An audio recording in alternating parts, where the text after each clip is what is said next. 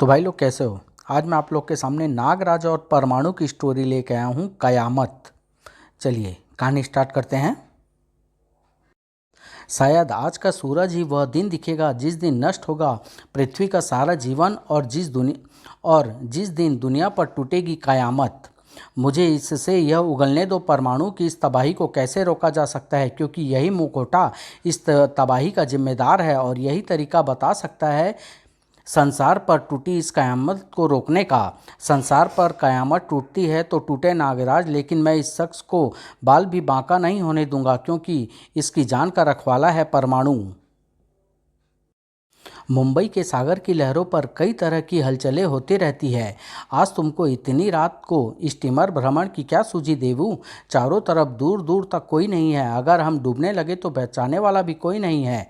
यही तो प्लान है रीमा। आज मैं तुमसे प्रपोज करने वाला हूँ शादी के लिए, और अगर तुमने इनकार किया तो हम दोनों बिना टाइम वेस्ट किए यहीं डूब मरेंगे सुनसान में। देवू सामने देखो, हवा में। ओ माय गॉड, ये रोशनियाँ कैसी चमक रही है। बीच में कोई छेद सा भी नजर आ रहा है।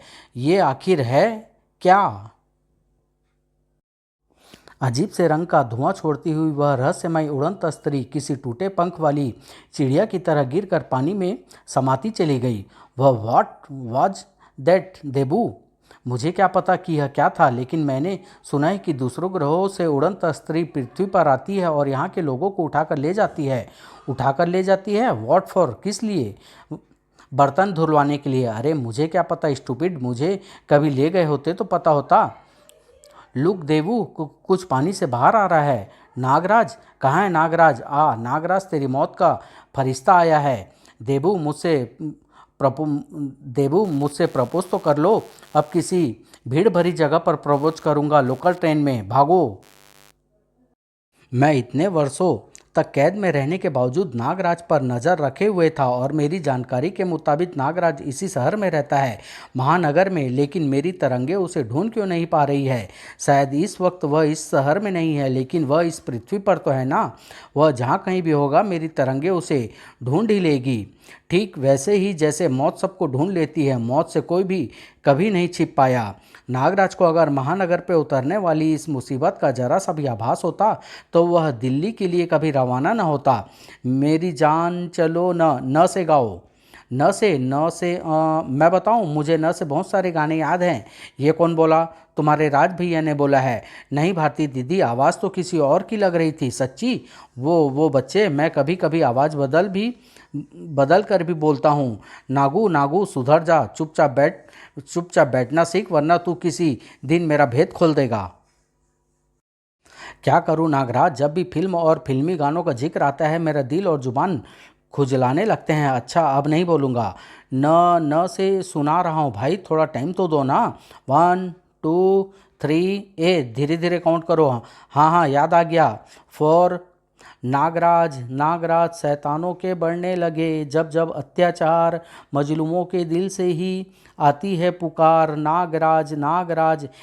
मन से बनाए गाने नहीं चलेंगे, बेईमानी मत कर। अपने मन से नहीं बनाया। ये नागराज टीवी सीरियल का टाइटल सॉन्ग है। नागराज पर सीरियल बन गया कब, हमको तो पता ही नहीं चला। ये हवा मार रहा है, तू भी किस खोपड़ी के चक्कर में आ गई? दूसरा गाना सुना, वरना हार मान। मैं हार क्यों मानूं? सीरियल बना है तो बना है। राज भैया आप ही इनको बताइए ना। बच्चों मैंने भी ऐसा कुछ सुना तो है, और ये गाना भी सुना है। तुम्हारे वेदाचार्य धाम का कुक बंसीधर कहीं से इसकी कैसेट ले आया था, उसी ने सुनाया था। हाँ, और तभी ये गाना मैंने भी सुना। अब बोल कौन जीता और कौन हारा? चल मान लिया, लेकिन ये तो सीरियल का गाना है, फिल्म का नहीं। ये नहीं चलेगा। क्यों नहीं चलेगा? तूने हो गई तेरे बल्ले बल्ले गाया था तो मैंने कुछ कहा था?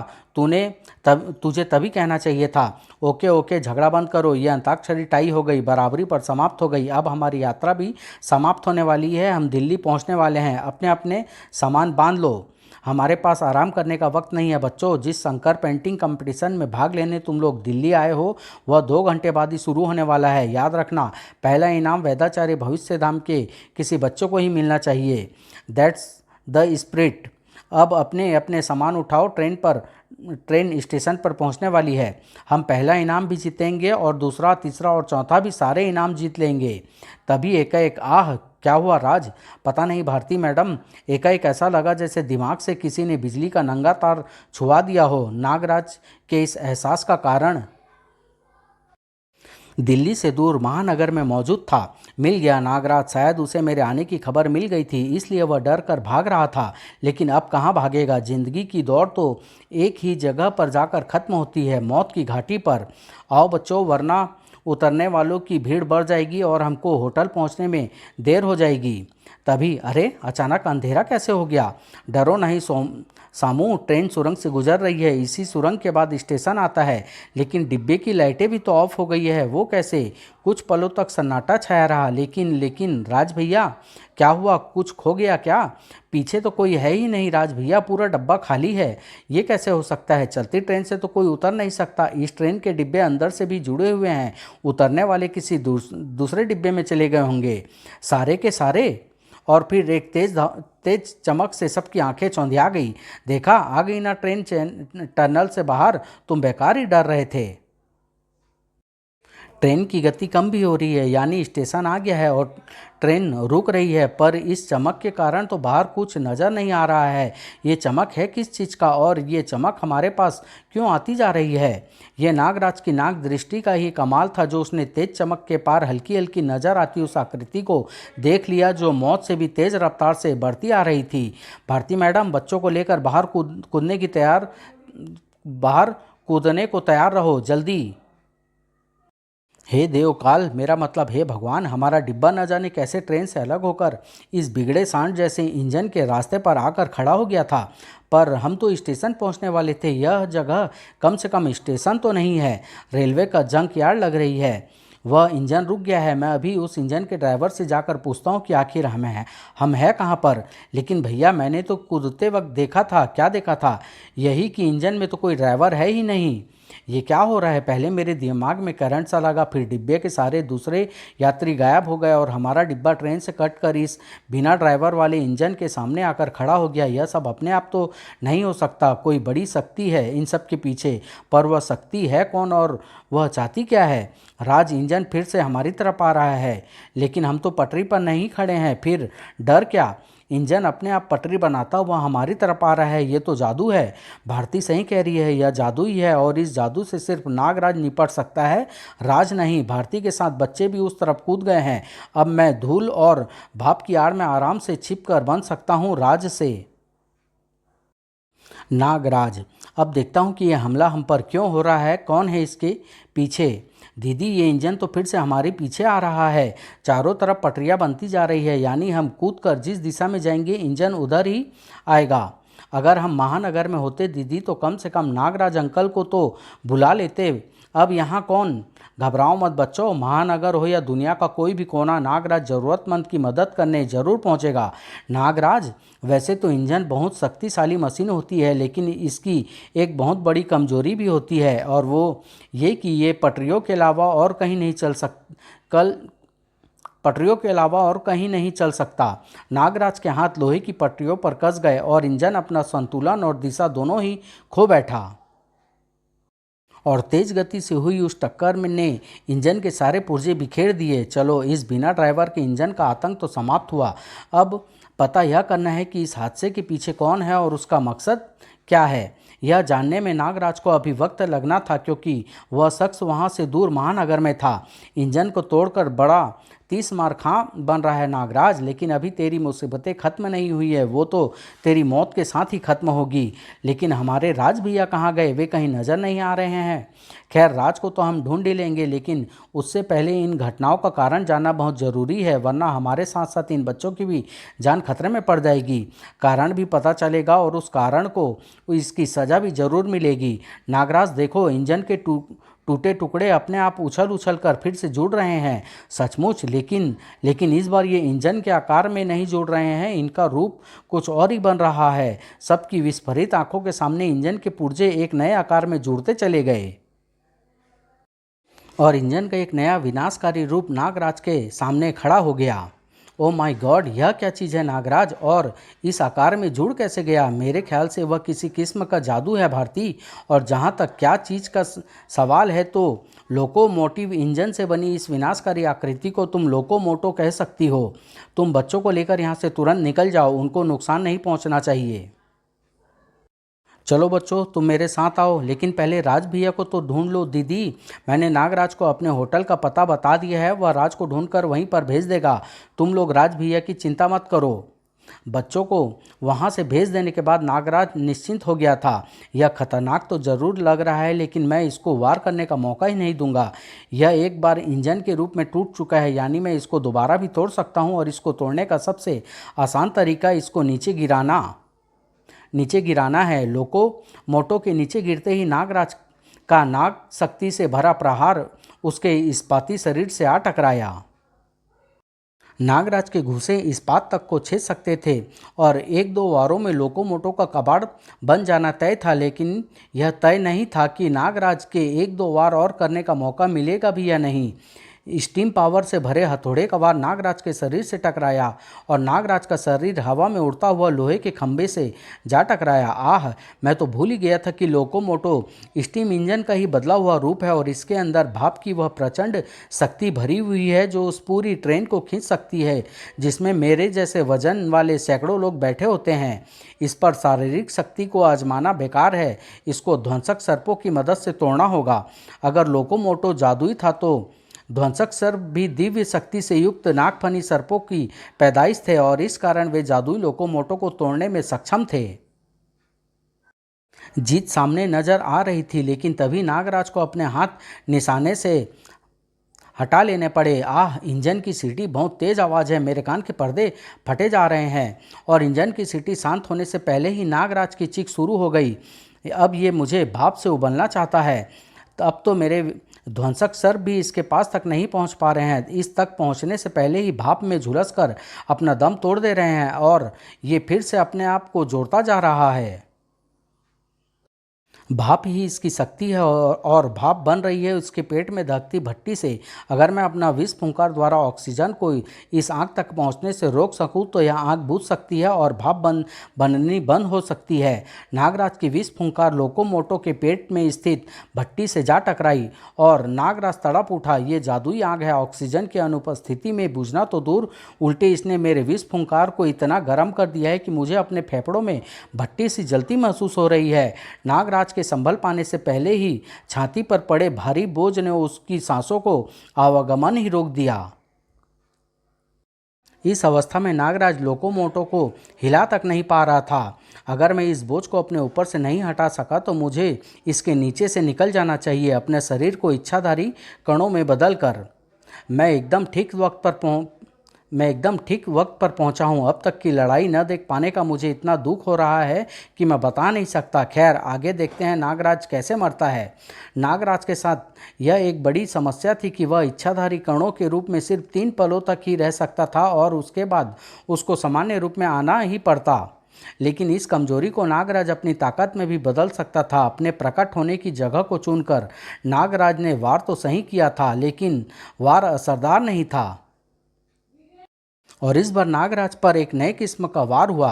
अब ये मुझको उबालने के बजाय भुनना चाहता है अपने अंगारों की मदद से, लेकिन इसकी यह चाल कामयाब नहीं होगी, क्योंकि मेरे शरीर में मौजूद शीतनाग कुमार अपनी बर्फीली शक्तियों से मेरे शरीर को कभी झुलसने नहीं देगा।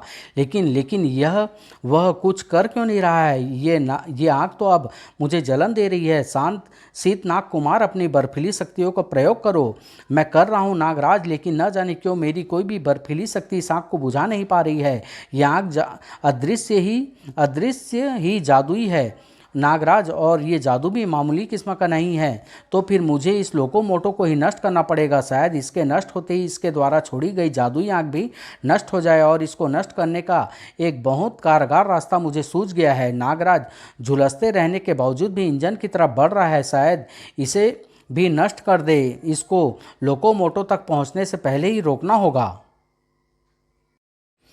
अगले ही पल आगे बढ़ता नागराज लोकोमोटो के मुंह से निकली तेज प्रेशर वाली भाप का धक्का खाकर पीछे जा गिरा।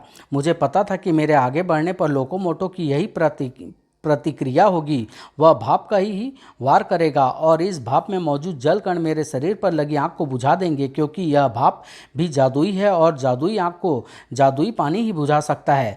अब जब आग बुझ चुकी है तो मुझे इसको नष्ट करने का तरीका सोचना पड़ेगा, और वह भी जल्द से जल्दी, क्योंकि अब मेरी खाल भी उबले आलू के छिलके की तरह मेरे शरीर से जुदा होने ही वाली है। इसकी भाप तो मुझे सोचने का मौका ही नहीं। अरे हाँ, भाप भाप इसकी ताकत है तो इसकी कमजोरी भी तो है। ये इंजन की तरह काम करता है। इसके पेट में जलती आग इसमें भरे पानी को भाप बनाती है और भाप इसको शक्ति देती है। लेकिन वही भाप अगर इसके अंदर कैद होकर रह जाए तो क्या होगा? मैंने भाप को सिर्फ इसके मुंह से ही निकलते देखा है, यानी अगर मैं इसका मुंह कसकर बंद रखूं तो भाप इसके अंदर बनती तो रहेगी लेकिन बाहर नहीं निकल पाएगी, और उस भाप का प्रेशर इसको किसी खराब प्रेशर कुकर की तरह फाड़ देगा। अब मुझे इसके मुंह को तब तक दबाए रखना है जब तक इसके फटने का अंतिम क्षण ना आ जाए। मेरी पकड़ एक पल पहले भी ढीली हुई तो स्टीम को बाहर निकलने का रास्ता मिल जाएगा और फिर यह नहीं फटेगा। ओह, हाथ झुलस रहे हैं, पर मैं इसके मुंह को छोड़ूंगा नहीं। ओफ नागराज, यह क्या चाल चल गया। अब अगर मैं इसकी भाप का बनना बंद कर दूं तो यह बेजान हो जाएगा और नागराज इसे कागज़ की तरह फाड़ डालेगा, और अगर भाप बनने देता हूं तो यह अपने आप फट पड़ेगा। क्या करूं, क्या करूं? वह जादूगर सोचता ही रह गया और लोकोमोटो के फटने का क्षण आ गया, और उसी पल नागराज का शरीर भी इच्छाधारी कणों में बदल गया। अब विस्फोट सिर्फ लोकोमोटो के चिथड़े उड़ा सकता था, नागराज के नहीं। लड़ाई के इस नतीजे ने उस शख्स को पागल कर दिया जिसका नाम था विक्टर साकुरा। अमर जादूगरों वाले एक दूर दराज ग्रह साकुरा का एक अत्यंत दुष्ट जादूगर साकुरा। नागराज, तूने मुझे हर बार मात दी है। पृथ्वी के नागपासा जैसे अपराधियों की नज़रों में मेरी इज्जत को खाक में मिलाया है। मुझे बंदी बनाकर साकुरा ग्रह भिजवाया है, लेकिन अब मैं बंदी ग्रह से भाग चुका हूँ और मेरे पास है साकुरा ग्रह के समस्त जादू के भंडार की चाबी। तू यहाँ से जिंदा नहीं जाएगा, क्योंकि साकुरा सिर्फ तुझी को मारने के लिए बंदी ग्रह से भागा है। अब देख, साकुरा का जादू वार करने के लिए हाथ उठाता साकुरा एकदम जड़ ही हो गया। ओह, वे मुझे तलाश कर रहे हैं। मेरे ग्रह के बलवान योद्धा जादूगर मेरी तलाश में पृथ्वी के पास तक आ चुके हैं। अगर अभी मैंने जादू चलाने का प्रयास किया तो वे मेरे जादू का पीछा करते करते मुझ तक पहुंच जाएंगे। मुझे धैर्य रखना होगा। नागराज को मारने के लिए थोड़ा और इंतजार करना होगा, तब तक जब तक ये योद्धा जादूगर पृथ्वी से दूर न चले जाएं। इस बार नागराज की किस्मत ने उसे बचा लिया था, लेकिन इसकी गारंटी नहीं थी कि अगली बार भी ऐसा ही होगा। दिल्ली, जो जानी जाती है भारत की राजधानी होने के कारण, लेकिन कुछ चीज़ें और भी ऐसी है जिसको याद आते ही ज़हन में दिल्ली का नाम कौंध उठता है, जैसे कुतुब मीनार, लाल किला, कनॉट प्लेस और परमाणु। ओह, कुछ लुटेरे बैंक लूटकर भाग रहे हैं, लेकिन ये परमाणु से तेज नहीं भाग सकते। बॉस, परमाणु आ रहा है, अब क्या करें? परमाणु हमारा तभी तक नुकसान कर सकता है जब तक हम ज़मीन के ऊपर हैं। एक बार हम सीवर सिस्टम में घुस जाएं तो परमाणु का बाप भी हमको नहीं ढूंढ सकता। जल्दी से कूद जाओ इसमें। लुटेरा बनने से पहले मैं दिल्ली नगर निगम का सफाई कर्मचारी था। मुझे इस सीवर सिस्टम की एक एक सुरंग, एक एक मोड़ याद है। हम किस सुरंग में हैं इसका पता परमाणु को कभी नहीं चल सकता, और इससे होकर हम कहाँ पर निकलेंगे यह भी वह कभी नहीं जान सकता। परमाणु के लिए लुटेरे को ढूंढना सचमुच में टेढ़ी खीर साबित होने वाला था, और ये परमाणु को भी कुछ ही पलों में समझ में आ गया। ये सीवर लाइन तो भूल भुलैया है, जहाँ जाओ वहाँ से 2-3 सुरंगें अलग अलग दिशाओं में जाती नजर आ रही है। ऐसे तो मैं इन सुरंगों में घूमता ही रह जाऊँगा, और वे लुटेरे न जाने किस मेन होल से निकलेंगे। कैसे ढूंढूँ मैं उनको? अरे हाँ, एक रास्ता तो है, बल्कि कहो एक ही रास्ता है। अगले ही पल परमाणु सिविल लाइन से बाहर निकलकर पास की बहुमंजिल इमारत की पानी की टंकी को उखाड़ रहा था। मेरी इस हरकत से इस बिल्डिंग के लोगों को तकलीफ तो ज़रूर होगी, पर सिर्फ थोड़ी देर के लिए ही होगी। लेकिन यह परेशानी उस परेशानी से कम होगी जो इन लुटेरों के भाग जाने से पैदा हो सकती है। ये लुटेरे उस गंदी नाली के कीड़े की तरह हैं जो समाज की उन्नति का बहाव रोकते रहते हैं। इनको पानी की तेज़ धार से फ्लश करना होगा। परमाणु एक के बाद एक 4-5 टंकियाँ उखाड़ता गया और उनका पानी सीवर सिस्टम में तेज़ धार के साथ भरता चला गया। अबे ये बाढ़ कहाँ से आ रही है? जब हम 5 मिनट पहले सीवर में घुसे थे तब तो मौसम एकदम साफ था। पैसों भरे थैले मत छोड़ना, चाहे मर जाओ। बहुत तेज धार है, पैर टिकाने की जगह नहीं मिल रही है, हम बहे जा रहे हैं। पानी ढलान की दिशा में बहता हुआ लुटेरों को जिस रास्ते की तरफ ले जा रहा था वह रास्ता सीवेज ट्रीटमेंट प्लांट पर जाकर खत्म होता था और वहां पर उनका इंतजार कर रहा था परमाणु सीवर सिस्टम से चढ़कर बाहर निकलने के कई रास्ते हो सकते हैं, लेकिन बहकर बाहर निकलने का रास्ता सिर्फ एक ही है, ये ट्रीटमेंट प्लांट। अब तुम लोगों का सबसे पहला काम होगा जेल जाकर नहाना। इनके चक्कर में मैं डॉक्टर दस्तूर से मिलने में लेट हो गया हूँ। आज उनसे प्रोफेसर के ऑपरेशन के बारे में फाइनल डिस्कशन करना है। विनय के रूप में, गुड मॉर्निंग डॉक्टर दस्तूर। ओ विनय, आओ आओ, you are late by 5 minutes. ऐसा क्यों? तुम तो वक्त के बहुत पाबंद हो। ड्यूटी का भी पाबंद हो डॉक्टर साहब, इसलिए लेट हो गया। अरे मैं तो मजाक कर रहा था। खैर, काम की बात करें।